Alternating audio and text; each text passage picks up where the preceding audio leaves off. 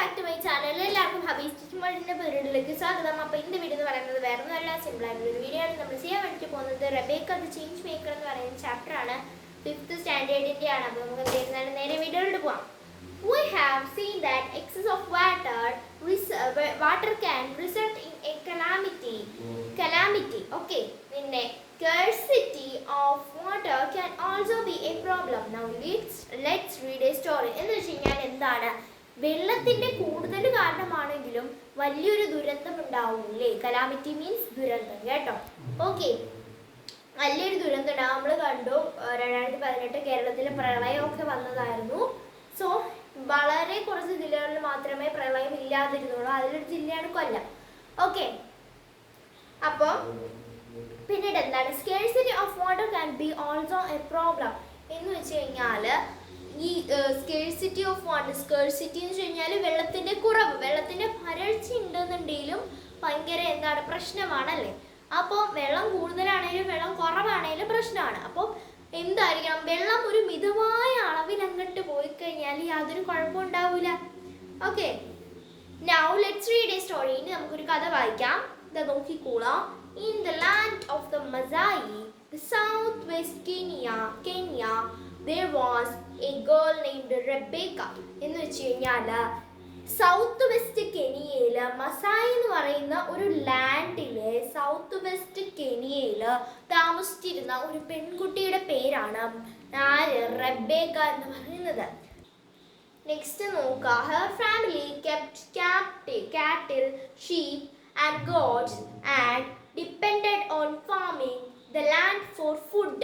അതായത് അവളുടെ കുടുംബം മുഴുവനായിട്ടും ഇങ്ങനെ കാറ്റിൽസിനെ, അതുപോലത്തെ കാറ്റിൽ മീൻ പശുക്കളെയും, ഷീപ്പ് ചെമ്മരിയാട്, അതുപോലെ തന്നെ ആട് ഗോട്ട് ആടുകളെയും ഒക്കെ വളർത്തിയിട്ടാണ് ജീവിച്ചിരുന്നത്. അതുപോലെ തന്നെ അവര് ഭക്ഷണത്തിന് വേണ്ടിയിട്ട് എന്തും ചെയ്യും, കൃഷിയും ചെയ്യും എന്ന് പറയാണ്.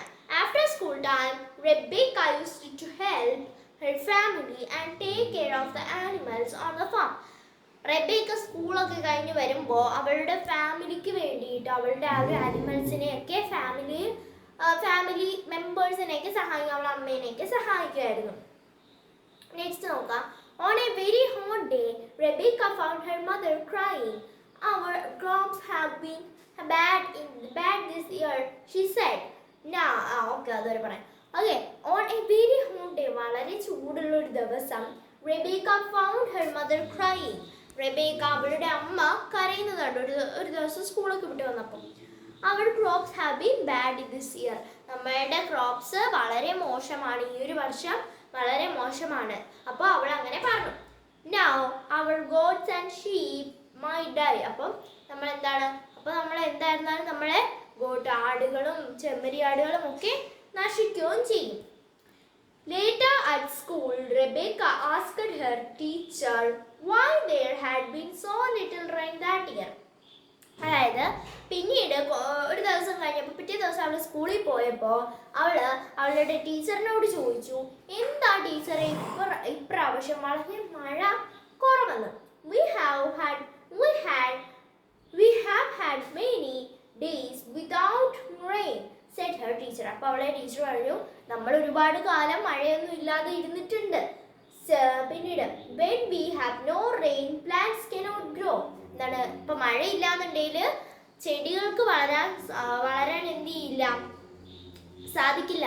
If there are no crops for food and no water to drink, our animals will die. അതായത് കഴിക്കാൻ ഭക്ഷണമോ അല്ലാന്നുണ്ടെങ്കിൽ കുടിക്കാൻ വെള്ളമോ ഇല്ലെങ്കിൽ നമ്മളുടെ മൃഗങ്ങളും മനുഷ്യരും മരിച്ചു പോകും എന്ന് പറഞ്ഞതാണ്. മനുഷ്യരെന്ന് ഇവിടെ പറഞ്ഞാൽ മനുഷ്യരും മരിച്ചു പോകും. ഓക്കെ, മൃഗങ്ങളെ പോലെ തന്നെയാണ് മനുഷ്യരും, മനുഷ്യരെ പോലെ തന്നെയാണ് മൃഗങ്ങൾ.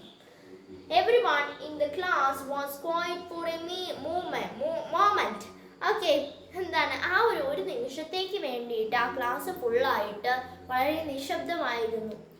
They were worried about their families, their animals and their community.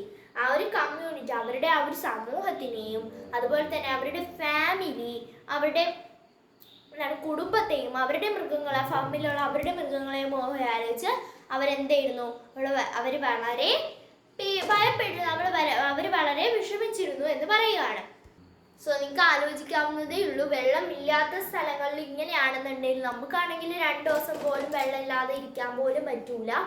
അപ്പോൾ ഈ വെള്ളമില്ലാത്ത സ്ഥലങ്ങളിലേക്ക് വന്ന അവസ്ഥ നിങ്ങൾക്ക് ആലോചിക്കാവുന്നതേ ഉള്ളൂ. പിന്നീട് പറയാനാണെന്നുണ്ടെങ്കിൽ നമുക്ക് ചാപ്റ്റർ നിർത്താം.